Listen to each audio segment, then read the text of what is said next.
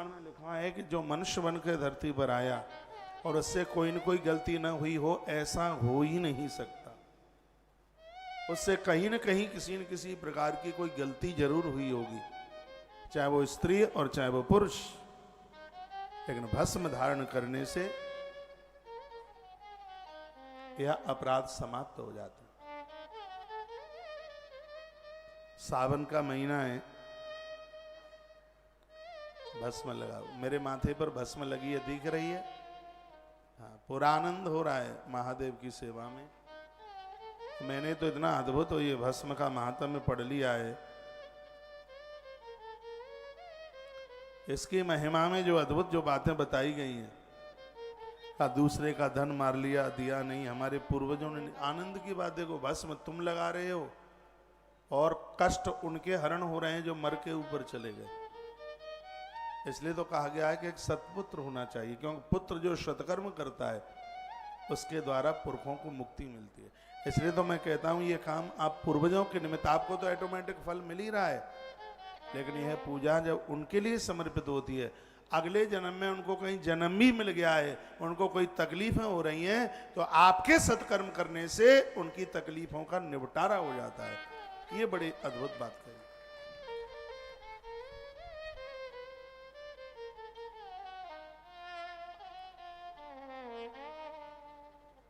आप ठीक से सुन रहे हैं? एक बात का आग्रह पूर्वक मैं आपको निवेदन कर दूं। वो बात यह है कि जीवन में बड़े बड़े पुण्य, जो सास ससुर दुनिया छोड़ के चले गए हैं, दादा दादी माता पिता जगत छोड़ के चले गए हैं, इस मनुष्य शरीर से उनके लिए जरूर कुछ करना, अवश्य में करना। उन्होंने आपको इतना कुछ दिया है, उन्होंने आपको शरीर दिया, उन्होंने आपको पढ़ाई लिखाई कराई, आपको जीवन दिया। एक सास माँ ने अपना बेटा 22-23 साल का पाल करके 1 मिनट में झोली में डाल दिया। और ये बात कहने में मुझे बड़ा संकोच लग रहा है। मेरी बहनें बहुत पूजा करती हैं और आनंद की बात है कि मैं व्यासपीठ से जो बोल देता हूं उसको फॉलो करती हैं। आज बहुत % में मेरी बहनें ही मेरे भाइयों से ज्यादा मेरी बातें मान रही हैं। उन्होंने अपने घर का परिवर्तन कर दिया। इन सब चीजों में बड़ा जोर, बहुत परिवर्तन हुआ है, लेकिन सास माँ के साथ अभी भी 9 और 6 का ही आंकड़ा है। ऐसा क्यों? एक पत्नी का कर्तव्य बनता है कि अपने पति को टेंशन मुक्त कर दे। एक पुत्र का कर्तव्य बनता है कि वह अपने पिता को निश्चिंत कर दे, टेंशन मुक्त कर दे। और एक शिष्य का कर्तव्य, ओए पहलवान,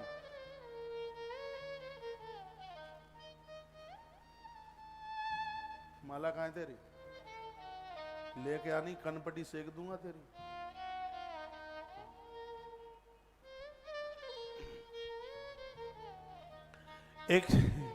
एक शिष्य का कर्तव्य बनता है, ऐसे बैठा ही हूं,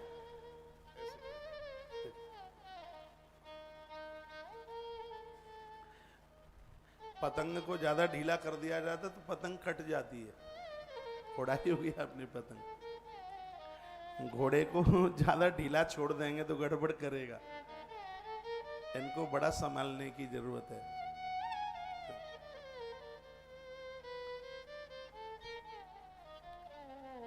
जयकारा लगाइए, बोल बांके बिहारी लाल की जय, श्री हनुमान जी महाराज की जय। शिष्य को चाहिए कि वह अपने गुरुजनों को टेंशन मुक्त कर दे। तो यहां मेरे भाई लोग और मेरी बहनें भी सुन रहे हैं। आपका पति नौकरी में है, कोई पति ऐसा चाहेगा कि उसके माता पिता परेशान हो? मुझे तो नहीं लगता कि कोई चाहेगा। तो आप अपने पति को टेंशन मुक्त क्यों नहीं कर देती? आप उन्हें बोल दो कि बाहर का काम तुम संभालो, घर की जिम्मेवारी मेरी है, क्योंकि मेरा नाम गृहिणी है, मैं इस घर की गृहिणी हूँ। आप चिंता ना करना। आपके माता पिता तब तक थे जब तक आपकी भांबर नहीं पड़ी, विवाह नहीं हुआ। अब आपसे भी ज्यादा आपके माता पिता मेरे माता पिता हैं। आप अपने घर का परिवर्तन देखिए। आपका पति फौजी है, देश की अच्छी सेवा करेगा। आपका पति मास्टर है, बच्चों को अच्छा योग्य बना देगा। वो बेचारा क्लास ले रहा है बच्चों की, उसी समय दे फोन दे मैसेज। अब वो कुछ पढ़ाना भी चाह रहा है तो तुम्हारे मैसेज दे करके इतना टेंशन है कि वो चैप्टर ही भूल जाता है। आप उसे मुक्त करें। आप इन वृद्धों के ऋण से कभी ऋण नहीं हो सकते। एक बात और कहूंगा, मैं यहां से नीचे उतरता हूं, आप बहुत बड़ी संख्या में टूट पड़ते हैं पाम छूने के लिए। मैं भाग्यशाली हूं कि मेरे पाम को स्पर्श करके यदि कोई अपने कल्याण की बात सोच रहा है तो मेरा भाग्य है। इसलिए मैं ऐसे चरित्र में जीऊं कि मेरे पाम से हाथ लगाने पर लोग अपने कल्याण का एहसास कर रहे हों। ये मुझे सोचना चाहिए, विचारना चाहिए। एक बात, हम लोगों के पाम से स्पर्श करके दुनिया यदि मुक्त हो गई होती तो फिर धरती पर कोई दुखी ही नहीं रहता। हम जैसे लोगों के पाम से स्पर्श करने पर उन्हीं लोगों का उद्धार कल्याण होता है जो अपने माता पिता सास ससुर को अपने प्राणों से बढ़कर के समझते हैं। जिनके हृदय में माँ बाबू जी के प्रति आदर नहीं है, ना गंगा तार पाएगी, ना चार धाम तार पाएंगे, ना पुराण तार पाएंगे, ना हम जैसे साधारण से लोग भी कुछ भी नहीं कर पाएंगे। आप अपना कल्याण चाहते हैं। परसों की कथा में निवेदन किया था, महादेव कहते हैं पूजा पाठ खूब कीजिए लेकिन अपने कर्मों को पवित्र रखिए। ये महादेव के शब्द थे 3 दिन के पहले। तो आप इतनी पूजा पाठ इस समय इतने बेलपत्र चढ़ा रहे हैं, उपवास भी कर रहे हैं, महादेव को लपसी का भोग लगा रहे हैं, रस खीर बना रहे हैं, लेकिन अपने सास ससुर के लिए आपकी रसोई में रोटियां नहीं है। आपके मुंह में स्तुति कर्पूर गौरम करुणावतारम इतना मीठा बोलते हैं, इतना मीठा गाते हैं कि शायद सरस्वती भी सकुचा जाती हो आपकी वाणी के सामने, लेकिन सास ससुर के सामने उनको गालियां निकालना, उनको उल्टा पुल्टा कहने में लाज नहीं लगती, बिल्कुल शर्म नहीं लगती। हमने तो ग्रंथों में पढ़ा है, जिस जीव से सास ससुर के प्रति गालियां निकलती हैं, गलत शब्द बोलते हैं, तत्काल उस जीव में कीड़े पड़ करके वो जिब्या टपक जानी चाहिए धरती पर, मुख के अंदर वो जीव रहे ही नहीं। मैं अपनी तमाम बहनों को निवेदन करना चाहूंगा और भाई लोगों को भी निवेदन करूंगा। भाई लोगों को निवेदन करना चाहूंगा कि आप अपनी पत्नी के पियर बालों को कुछ कहेंगे नहीं। आप भी कमजोर नहीं पड़ते हैं, कहते हैं तेरी माँ ऐसी है, तेरी माँ ऐसी है, तेरी माँ ऐसी है। वो जिस घर में 20 साल की हुई वो नहीं अपनी माँ को इतनी समझ पाई जितना कि आप समझ गए हैं। तेरी भाभी ऐसी है, तेरी माँ ऐसी है, तेरा खानदान ऐसा है। बेचारी वो 22 साल रह के आई, उतना उसको नहीं पता जन्म पत्री जितना कि आपने पढ़ रखी है, और आप इतना कुछ बोल देते हैं। नहीं, एक दूसरे की बेटी तुम्हारे घर की गृहिणी बन के आई है, उसको भी आदर चाहिए, उसे भी मान चाहिए, उसे भी सम्मान चाहिए। और घर में नौकरानी जैसी भी उसको इज्जत नहीं मिलती, ये बिल्कुल ठीक नहीं है।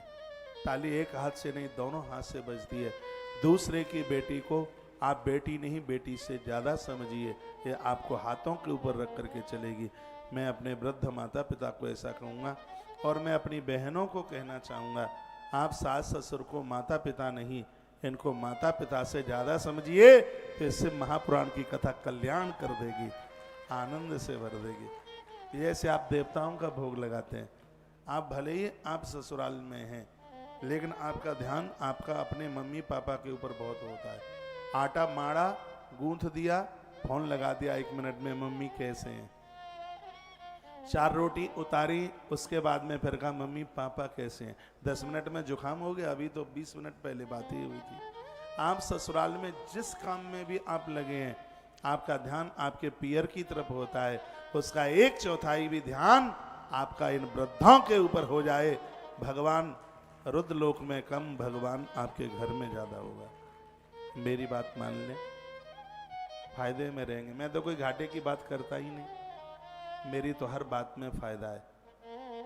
मैं अपनी संपूर्ण बहनों को, भगनियों को, आप मेरे 27 महीने पुराने श्रोता हैं, बहुत तो मेरे 27 साल के श्रोता हैं,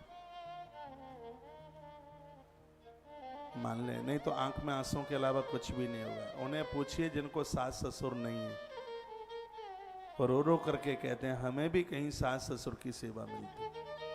देवर्षि नारद जी ने कहा था कि बेटी के पुण्य होते हैं तब सास ससुर मिलते, बिना पुण्यों के नहीं मिलते। बहुत पुण्य होते हैं तब। और जो बेटियां ससुराल गई हैं उन्हें सास ससुर नहीं मिले हैं,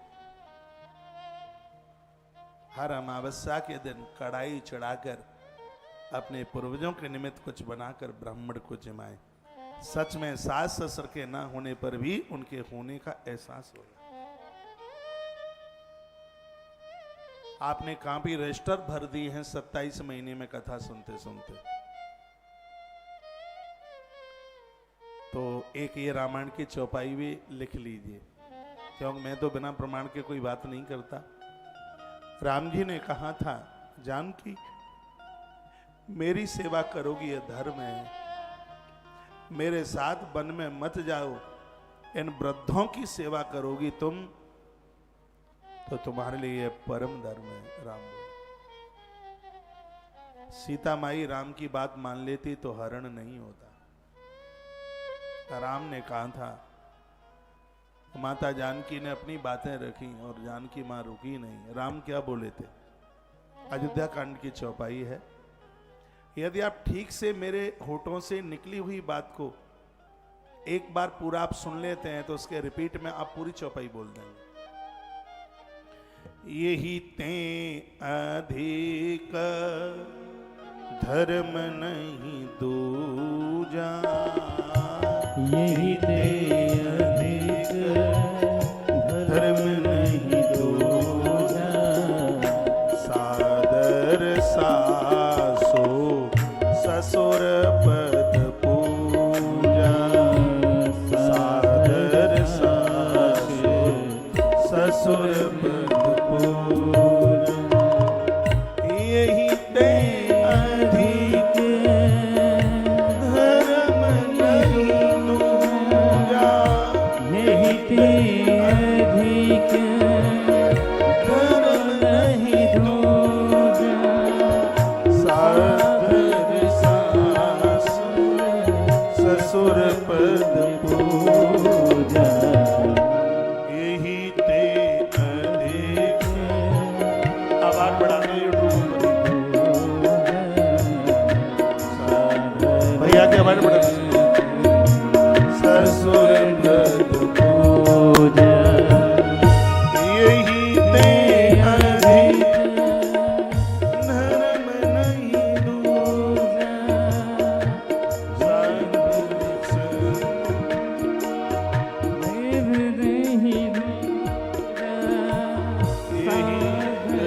सासु ससुर पद पूजा, यही ते अधिक धर्म नहीं दूजा, सादर सासु ससुर पद पूजा।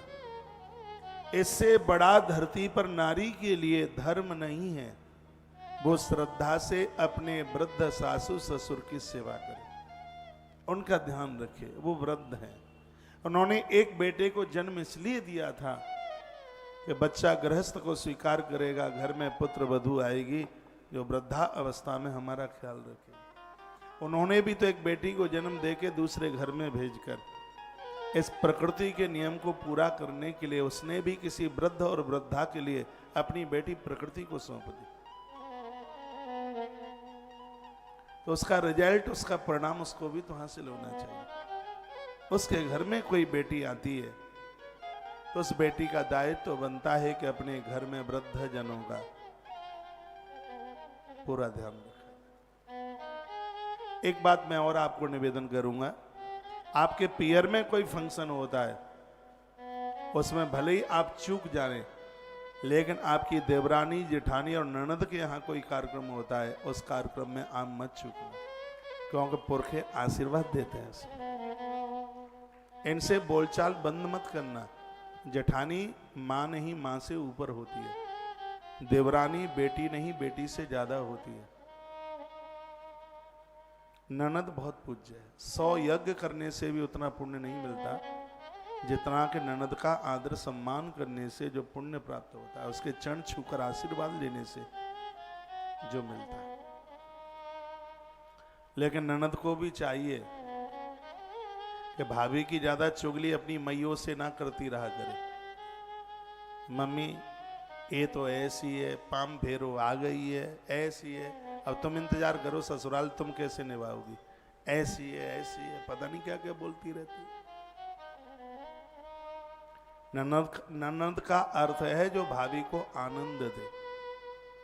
उसकी चुगली करे अपने भैया से और मैया से तो ठीक नहीं है। वो भाभी का अर्थ है जो अपनी ननद की भावी मुसीबतों को काटे। भगवान ऐसा किसी के संग न करे। इससे महापुराण में कथा आती है आगे उपमन्यु की, जिसे ब्राह्मणों में उपमन्यु गोत्र चला है। आगे मैं सुनाऊंगा वह कथा। भगवान ऐसा किसी के साथ ना करे और किसी बहन की ससुराल छूट जाए, चाहे पति के ना होने पर या पति से नहीं बनती है तो छूट जाता है घर और वह अपने पियर में आकर के रहती है और उनके लिए पियर में उस बहन को गुजारा करना बड़ा मुश्किल होता है। मैं बहुत आग्रह पूर्वक निवेदन करूंगा, यदि मेरी किसी बहन को ऐसी कोई दिक्कत परेशानी हुई है, वो पियर में रह रही है, तो उसकी भाभी को चाहिए वो अपनी ननद को साधारण स्त्री नहीं ये समझ ले कि साक्षात दुर्गा भगवती हमारे घर में रह रही है। अपने बच्चों का करने में भूल जाना, लेकिन उसका ख्याल रखना ना भूलना, उसका ख्याल रखना। पुण्य देखिए, धर्म देखिए, आपका धर्म कैसे ऊपर जाता है।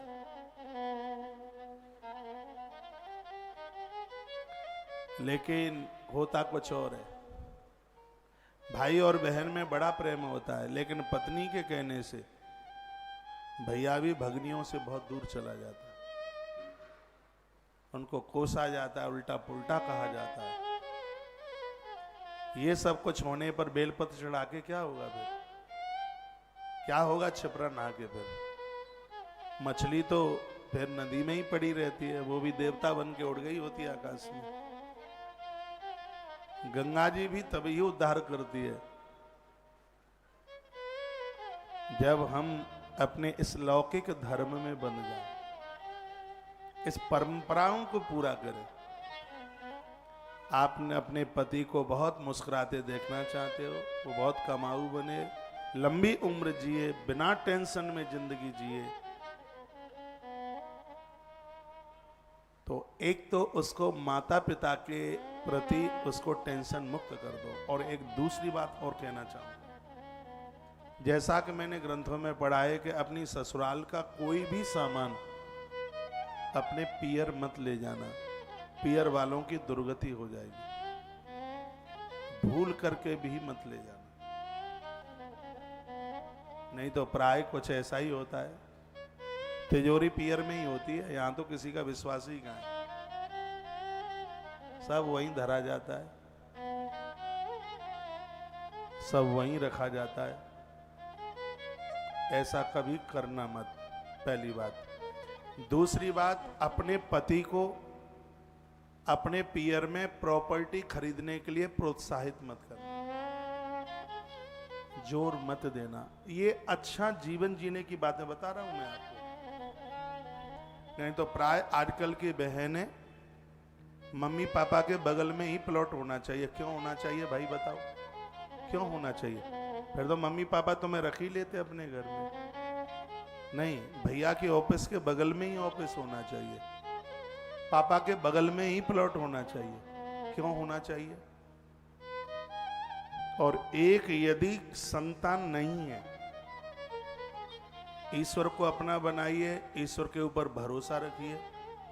जिनको संतान नहीं है, मैं उनको कहूंगा अपनी भतीजे और भतीजों को गोद रूप मत लेना कभी भी। बढ़िया जीवन चाहती हैं तो और फिर अपने हिसाब से धक्का मुक्का खाना चाहते हैं तो आप समझे नहीं। ना ननद के बेटे को लेना, भांजा और भांजी बहुत पूज्य हैं, बिल्कुल भी नहीं। आप अपने ननद के बच्चे को ले लोगे तो पियर वाली नाक में दम कर देंगे, और तुम अपने पियर से ले आओगे तो ससुराल वाले नाक में दम कर देंगे। तो ये आफत क्यों कर रहे हैं आप? जिनको 10-10 संतान है कि वो ज्यादा खुश हैं, वो मुझे पूछ लो कैसे मेरे पास में आके मत्था ठोकते हैं, माथा पटकते हैं। यदि नहीं है संतान, साधुओं के यहाँ महात्माओं के यहाँ कुछ नहीं होता, क्या मस्ती के साथ जीवन जीते हैं, क्या उन्हें आनंद होता है, क्या मस्ती की जिंदगी जीते हैं। ईश्वर को अपना बना लो, प्रभु को अपना बना लो। चलो उसकी ऐसी इच्छा थी, शायद उसने इसलिए नहीं दिया होगा, उसने सोचा होगा ये मेरा भगत है और कहीं इसके यहाँ उठ पटांग जन्म लेने वाला होने वाला था, हो सकता है प्रभु के उस विधान में औलाद नहीं रही होगी, ऐसा कह करके अपने मन को समझा लीजिए। लेकिन इतना जोर दिया जाता है और दुनिया इतनी हो जाती है, घरों में इतने लड़ाई झगड़े हो जाते हैं। बातें तो बहुत हैं, हमारे ग्रंथों ने बोलने के लिए बोला है। मैं सबको संचित करता हुआ और आज अपनी बात को यहाँ से आरंभ करता हुआ आगे बढ़ रहा हूँ कि मेरी बहनों, इन वृद्धों का ख्याल रख लो, ध्यान रखना। आप अपने पति के साथ बहुत दूर पहुंच गई हैं, आपका आदमी सरकारी या प्राइवेट सेक्टर में है, उसको आपकी जरूरत थी, बेचारा देर आता है, उधर बच्चों का डेवलपमेंट नहीं होता, उसको भोजन की व्यवस्था नहीं होती, वो आपको लेके आया, वो आपको लेके आया, अकेला रहता था, उससे ज्यादा वो प्रसन्न होना चाहिए आपके आने से। आपके आने से यदि वो दुखी हो गया है तो तुम्हारे पहुंचने का मतलब क्या रहा? और प्राय शाम को आदमी घर में आता है तो माताएं लड़ बैठती हैं, और उसी समय वो राशन का पर्चा उसी समय देंगी जिस समय उसके माथे से पसीना टपक रहा होगा, और आदमी बहुत दुखित हो गया है। मैं इन पुरुषों को भी कहूंगा, जो तुम्हारी पत्नी 8 घंटे से तुम्हारे इंतजार में बैठी है, आप भी अपने ऑफिस की गुस्सा घरवाली के ऊपर मत निकालिए। वो भी इतनी भोली सी है, पूरा बाहर का गुस्सा उसी बेचारी के ऊपर निकाल देते हैं, जाके उसी को दावा लेते हैं। ऐसा मत कीजिए। घर से ऑफिस के लिए जाएं तो ऐसे जाइए जैसे 4 धाम की यात्रा के लिए जा रहे हैं। बच्चों को गले से लगाइए, पत्नी के सिर के ऊपर हाथ रखिए, कहिए चिंता न करना, समय से आ जाऊंगा। माता पिता के चरण छूकर आशीर्वाद लेके जाइए, और जिस समय घर में प्रवेश करो तो ऐसे घर में प्रवेश कीजिए जैसे महाकाल की आरती के बाद में लोग अपने घर में जाके प्रवेश करते हैं। वो उत्साह होना चाहिए, वह सकुन, वह प्रसन्नता होनी चाहिए, लेकिन ऐसा होता नहीं। ऐसा करिए तो मुझे विश्वास है कि मेरी बहनें मेरी बहुत बात मानती हैं, तो मेरी इस बात को भी मानेंगी, वह अपने घर में वृद्धों को आदर देंगे। ये दिक्कत क्या है, यूट्यूब पे आवाज नहीं होती बिल्कुल, 100 मैसेज एक साथ, चेक नहीं करते मोबाइल में, इतना मैसेज आ रहा है।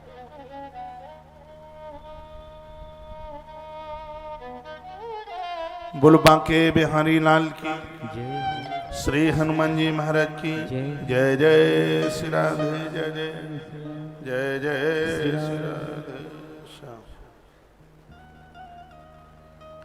फिर देखिए घर में जिंदगी जीने में कितना आनंद आता है, कितना बढ़िया लगे। वृद्धों को भी कहूंगा कि बहुओं को बेटी नहीं बेटी से ज्यादा माने, और बहनों को भी कहूंगा अपने सास ससुर को माता पिता नहीं माता पिता से ज्यादा माने। ये तो अभी आपको लग रहा है कि मेरे मम्मी पापा हमें रख लेंगे, तुम्हारे मम्मी पापा 10 हाथी रख सकते हैं लेकिन तुम्हें नहीं रख सकते। तुम्हें रख लेते तो हाथ पीले ही क्यों करते? क्यों नहीं रख सकते, इसके लिए मेरे पास बड़े प्रमाण हैं। बेटियों को इतना जल्दी ससुराल क्यों भेज दिया जाता था? पहले बताया जाता है कि ऋतुकाल में नारी जब अपने माता पिता के सन्मुख से निकलती है तो उसके पुण्य क्षीण होते हैं। वो अपने गुरुजनों के सामने से निकलती है तो उसके पुण्य क्षीण होते हैं। इसलिए बेटी को ससुराल भेजा जाता है। ज्यादा लंबे समय के लिए पियर में रहने की बात हमारा ग्रंथ क्यों नहीं कहता? क्योंकि नारी के महीने के कुछ दिन ऐसे हैं, प्रकृति का एक रूप है जिसमें वह पूजा पाठ नहीं कर सकती, और ऐसे दिनों में नारी को ससुराल में ही रहना चाहिए। ना वो तीर्थों में जाए, ना गुरुजनों के पास जाए, और ना अपने पियर में जाए। और इसी वजह से पहले जल्दी विवाह किए जाते थे, और इसीलिए एक पिता पाणिक ग्रहण के रूप में अपनी लाडली सी कन्या को कन्यादान करके उसको ससुराल भेजता है। ये कई कारण बताए हमारे ग्रंथों में। ये तो तब पता चलेगा जब कथाएं सुनेंगे, स्मृतियां पढ़ेंगे। याज्ञवल्क्य की स्मृति में बड़ा जोर दिया है। मैंने पूर्व में बात जरूर बताई होगी जब मैंने याज्ञवल्क्य की स्मृति की कथा करी तब। मैं लौट करके ग्रंथ में आ रहा हूं। त्रिपुंडम कुरुते अस्तु भस्मता विधि पूर्वकम महापातक संगार्थे मुच्यते चोपपातक। विधि पूर्वक जो त्रिपुंड माथे पर स्त्री पुरुष धारण करते हैं उनके महापातक समाप्त हो जाते हैं। त्रिपुंड में 2 ही उंगलियां यूज में की जाती हैं, एक है मध्यमा और एक है अनामिका। वर्णन है इसमें, मध्यमा है यह वाली और अनामिका यह वाली। और त्रिपुंड कहाँ से कहाँ तक लगाया जाता है? जहाँ से भ्रुकुटी, जहाँ से ये शुरू होती है और जहाँ तक पूरी होती है, यहाँ से लेकर के जहाँ तक ये जो ऊपर इसको भ्रुकुटी बोलते हैं, जहाँ ये काले बाल होते हैं, जहाँ तक ये होते हैं, यहीं से त्रिपुंड शुरू होता है। और जहाँ तक दूसरी आंख के ऊपर भ्रुकुटी, जहाँ ये पूरी होती है, और यह त्रिपुंड वहाँ तक ही लगाया जाता है। 3 धार, इसमें 3 रेखाएं होती हैं। कहीं तो लिखा है कि ब्रह्मा विष्णु और महादेव तीनों का रूप है, लेकिन शिव महापुराण में लिखा है कि इसमें जो ऊपर की जो सबसे पहली वाली रेखा है उसको महेश्वर का रूप दिया है। साक्षात वो महेश्वर के रूप में है। और इसमें जो एक और रेखा है वो साक्षात शिव के रूप में है, और जो एक और रेखा है वो साक्षात भगवान रुद्र देवता के रूप में। अंदर जो बिंदी रखी जाती है वो आदि शक्ति के रूप में है। इस प्रकार से त्रिपुंड की बात। तीर्थानी लोकेस्मिन् गंगायाम सृतस्य वै। जो लोग त्रिपुंड धारण करते हैं, भस्म लगाते हैं, उनको संपूर्ण तीर्थों में, नदियों में स्नान करने का तत्काल फल प्राप्त हो जाता है। इतनी बड़ी महिमा भस्म धारण करने की है, त्रिपुंड लगाने की। तीर्थानी, संपूर्ण तीर्थों में भ्रमण करने का उन्हें पुण्य मिल जाता है। स्नातो भूत सर्वत्र ललाटे तु त्रिपुंडकम। स्नान करने से जो फल प्राप्त होता है, त्रिपुंड भस्म धारण करने से वही फल प्राप्त हो जाता है। सप्तकोटि महामंत्र। वर्णन है कि जो जीवन में तिलक, रोली, चंदन लगाते रहे हैं, 7 करोड़ मंत्र जपने से जितना फल प्राप्त होता है, देवी देवताओं का चंदन माथे पर लगाने से उतने फल की प्राप्ति हो जाती है। आप जिस भी संप्रदाय में आप जी रहे हैं, आप खड़ा तिलक लगाएं, चाहे तिरछा त्रिपुंड लगाएं, भस्म लगाएं, इसको लगाने से 7 करोड़ मंत्र जपने से जितना फल प्राप्त होता है उतने फल की प्राप्ति होती है। और आनंद की बात यह है कि इसमें स्त्री और पुरुष दोनों के लिए बात बताई गई, दोनों ही। ललाट बड़े अच्छे लगते हैं जब उस पर चंदन, रोली, तिलक भाल पर होता है। माताओं के लिए भी खुली इजाजत है इसमें लगाने के लिए। माथे बड़े अच्छे लगता है। साउथ में बहुत चलता है माताएं। और ऐसा नहीं है गृहस्थ में नारी जो जीवन जी रही है वो नहीं लगा सकती है। बांके बिहारी जी के मंदिर से देवियां निकलती हैं, माथे के ऊपर ऐसे चंदन लगा हुआ होता है, भले ही वो अग्रवाल हैं, माहेश्वरी हैं या कोई छत्रियाणी माता है, लेकिन जब मंदिर से वो निकलती हैं तो ऐसा लगता है कि पंडितानी निकल के आई है मंदिर से। बिल्कुल ऐसा लगता है। भाल इतने सुंदर लगते हैं, इतना बढ़िया लगता है। तो यह थोड़ा आदत में डालिए। और एक बात और मैं आपको बताऊं, बिना रोली, तिलक, चंदन लगाए हुए भगवान की गई पूजा निष्फल चली जाती है। जैसे धुआं वाली आग में कनस्तर घी का छोड़ दिया, उसका कुछ नहीं मिलता। इसलिए पूजा में जब बैठे हैं तब भाल के ऊपर चंदन, रोली, तिलक जो भी कुछ आप लगाते हैं वो लगाना ही होता है। पूजा का महत्व तब ही बढ़ता है, तभी बढ़ता है। एक बार जयकारा लगाए बोल बांके बिहारी लाल की। हमने तो बहुत बातें पढ़ी हैं, जैसे एक नारी स्नान करके आई, वो मंदिर में पूजा में तभी बैठ सकती है जब उसके भाल के ऊपर बिंदी लगी हुई है। लेकिन आजकल बिंदी माथे पर कम होती है, बास्पेशन के ऊपर की दीवार के ऊपर ज्यादा, टाइल्स के ऊपर चिपकी होती है बिंदी, शीशे के ऊपर लगी हुई होती है, भाल पर बिंदी होती नहीं है।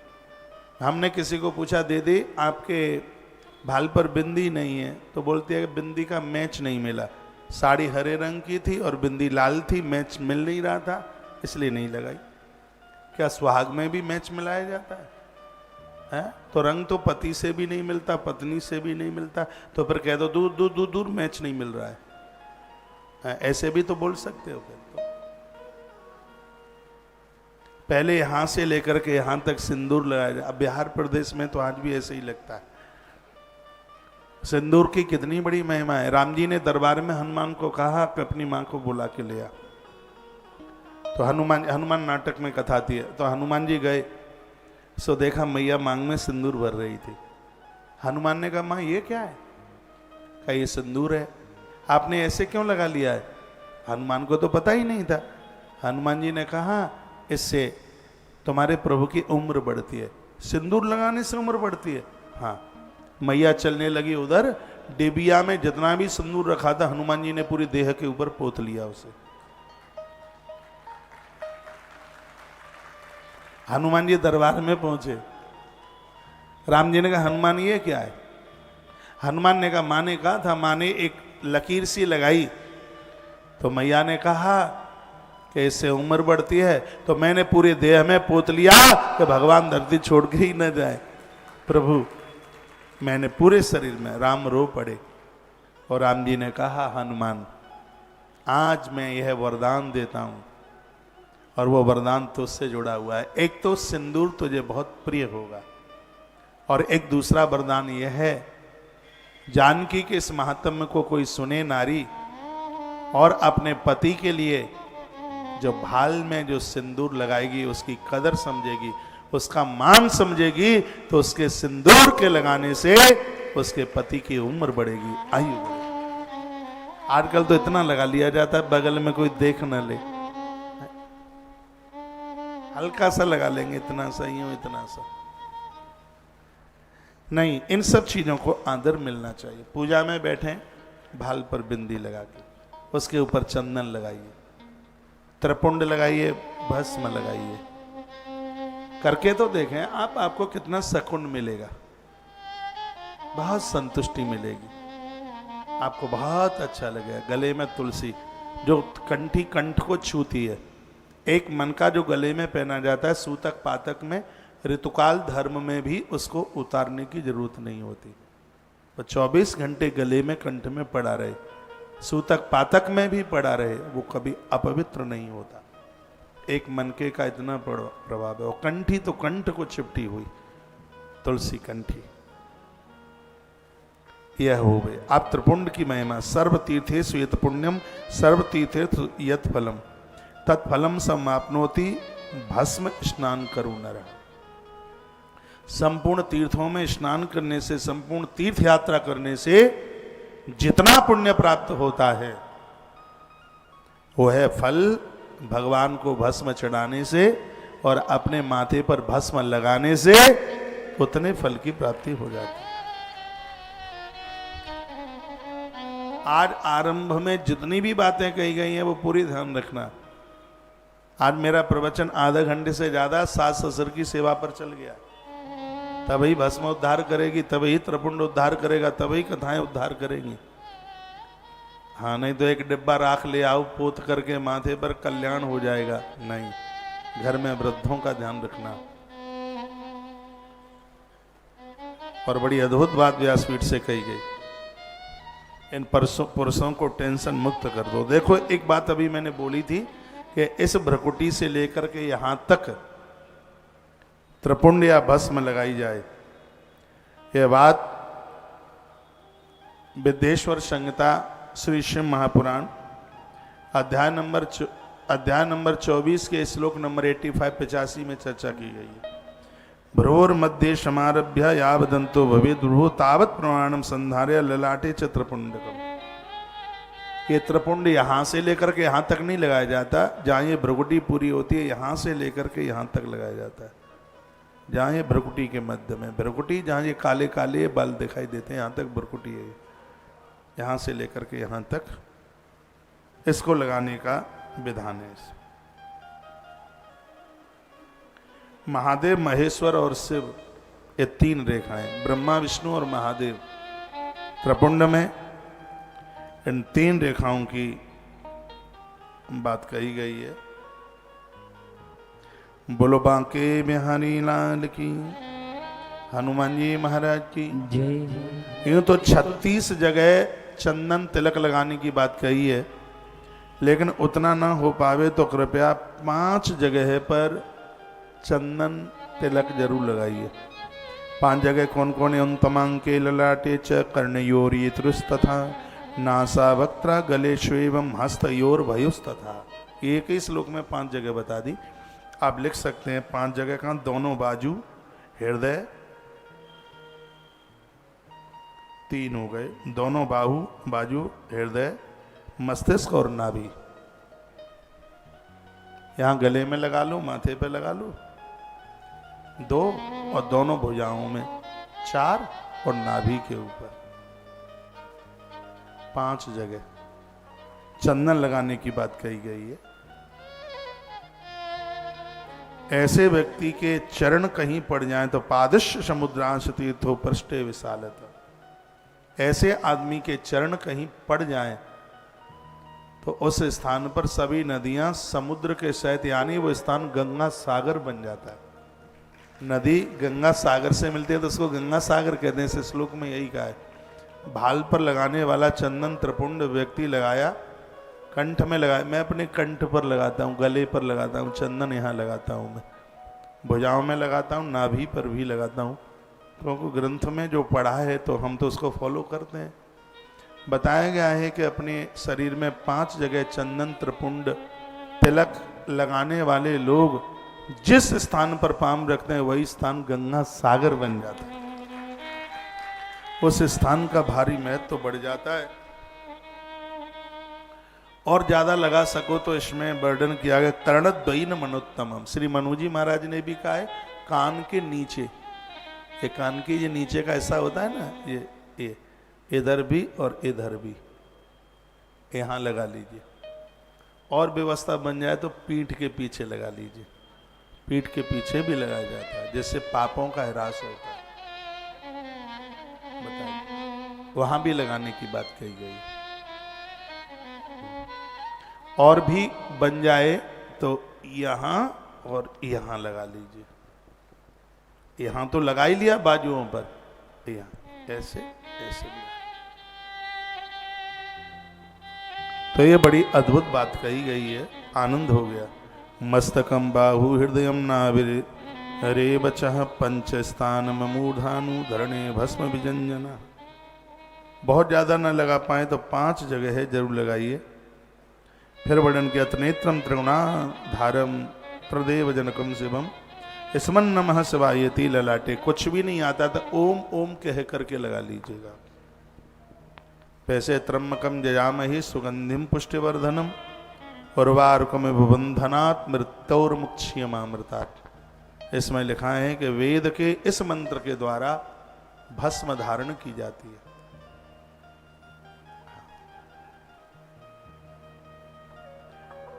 तो बड़ी अद्भुत बातें कही गई। जीवितांते च मरणम सुखे नैव प्रपद्यते। भस्म चंदन धारण करने वाला व्यक्ति जन्म से लेकर के मृत्यु तक सुख भोगता है, उसको पीड़ा नहीं होती, उसको दुख नहीं उठाना पड़ता। ये लिखा है ना इसमें, वर्णन किया जीवतांते च मरणम। जिया है तब से लेके मृत्यु पर्यंत तक वह सुख आनंद में जीवन जीता। मैं तो यह कहता हूं, मैंने तो ऐसे ऐसे बहुत बड़े जज लोगों को देखा है जो कंठ में तुलसी और माथे पर चंदन लगा करके जाते हैं। अपने कोट में वो माथे पर चंदन तिलक और कंठ में तुलसी पहनकर, तुलसी पत्र मुख में डाल करके फिर अपने कोर्ट कचहरी हो जाते हैं। आपको बड़ी नौकरी मिल गई है, बहुत बड़े आप कोई कंपनी के सीईओ बन गए हैं, तो इसका अर्थ यह तो नहीं होता कि हम अपनी सनातन की गतिविधियों को भूल जाएं। हमें नहीं चाहिए ऐसी नौकरी जो हमें हमारे धर्म से अलग कर दे, नहीं चाहिए। उन लोगों को देखिए जो शुक्रवार पड़ जाए तो वो अपनी नमाज नहीं भूलते, वह वहां पहुंच ही जाते। लेकिन हम हिंदुओं के ऊपर मंगलवार का कोई फर्क नहीं पड़ता, सोमवार का कोई असर नहीं पड़ता। ऐसा क्यों होता है? क्योंकि हम अपने धर्म के प्रति पूर्ण रूप से समर्पित नहीं है। आप पैसों के लिए धर्म छोड़ने को तैयार हैं? चंदन नहीं लगाते, तुलसी नहीं पहनते, रुद्राक्ष नहीं पहनते, देवताओं को हाथ नहीं जोड़ते। और मैं तो एक बात आपको कहूंगा, ऑफिस में जिस टेबल के सामने जिस चेयर पर आप बैठे हैं, जिस देवता को आप मानते हैं, उसकी तस्वीर फ्रेमिंग करके मैंने ऐसे ऐसे अधिकारियों को देखा है। मैं जाता हूं तो लोग मुझे अपने दफ्तरों में, ऑफिस में भी तो बुलाते हैं, और मैं जाता हूं बहुत आनंद के साथ जाता हूं। मैंने देखा है वहां उनके जिस महात्मा को फॉलो करते हैं, फ्रेम में मड़ी हुई उनकी टेबल पर उनकी फोटो रखी है, या वो कैलेंडर वाली डायरी रखी है। तो मैं उन्हें पूछता हूं, अरे आप इन्हें जानते हैं? तो वो कहते हैं, अरे ये तो हमारे गुरुजी हैं, आज मैं यहाँ बैठा हूं इन्हीं की कृपा से तो बैठा हूं। और वो बोलते, ऐसा व्यक्ति रिश्वत से भयभीत होता है। ऐसा व्यक्ति गलत सिग्नेचर, गलत कागज पर अपनी कलम नहीं चलाता। और सच तो यह है, जहां बॉस इतना ईमानदार और इतना सजग्र, शांति प्रिय और धर्माचरण करने वाला होता है, उसके नीचे रहने वाले सभी लोग उसको बड़ा आदर देते हैं, बहुत मान देते हैं। और आदर ही तो चाहिए, माने ही तो चाहिए। ऐसा करके देखिए आप अपने दफ्तर में, जहां आप बैठते हैं, चाहे घर में हैं, चाहे बाहर है, ऑफिस में, जहां भी आप जाते हैं, मैं तो कहूँगा आप अपने बटुआ में भी हनुमान चालीसा या गीता या अपने गुरु महाराज की फोटो कुछ तो उसमें रखिए, जिससे पता लगे कि हम पूर्ण सनातनी हैं। ये करके देखो कितना आनंद होगा। माताएं भी 1.5 हाथ का पर्स रखती हैं, उसमें कुछ ऐसा भी रखिए, भगवान की कोई तस्वीर हो उसमें। ये सब चीजें हमें भगवान की स्मृति दिलाती हैं। एक एक श्लोक कितना अद्भुत है, बहुत बढ़िया है।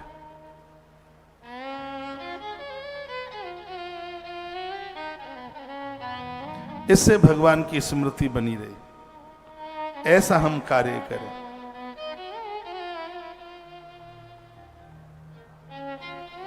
त्रिपुंड और ये भस्म महात्म्य आप कल से सुन रहे हैं।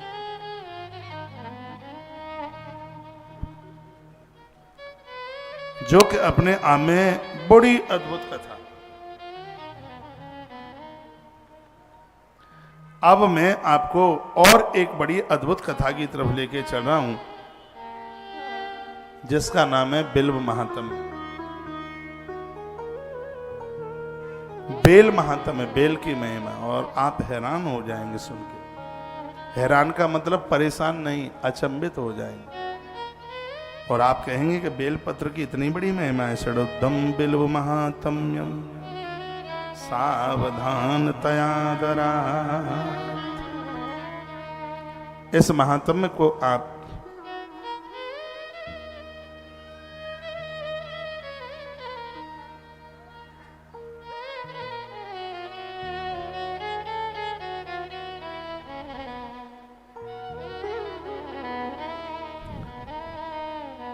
मेरे पास में एक मैसेज आया है, और मैं अपनी बहनों का इतना आदर करता हूं, तालियां बजाइए। इस मैसेज में एक किसी भाई ने मैसेज में लिखा है, जो कार्य मैं 24 वर्ष से नहीं कर पाया, अपनी पत्नी को नहीं समझा पाया कि तू अपने सास ससुर की सेवा कर, महाराज जी आपके 5 मिनट की कथा सुन करके 5 मिनट में परिवर्तन हुआ। ये बातें ही ऐसी हैं। और मेरी एक बहन नहीं ऐसी, मेरी हजारों भगिनियां होंगी। हजारों, जो अपने सास ससुर को इंसान नहीं भगवान की तरह देखेंगी और देख रही हैं।